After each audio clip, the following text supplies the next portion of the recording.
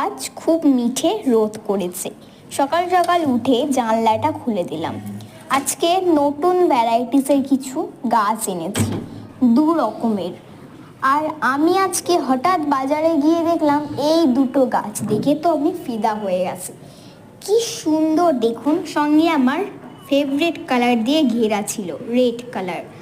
আর আপনারা তো এই গাছটা সম্পর্কে জানেনই, মানে ওই দিকের যে গাছটা, হ্যাঁ এই গাছটায় প্রচুর পরিমাণে পাতা ছিল। পাতাগুলো কেটে আমি এই ডালটাকে বসিয়েছি। 2 রকম ভ্যারাইটিসের নয়নতারা, যেটা আমার দুটোই খুব ভালো লেগেছে। এইটা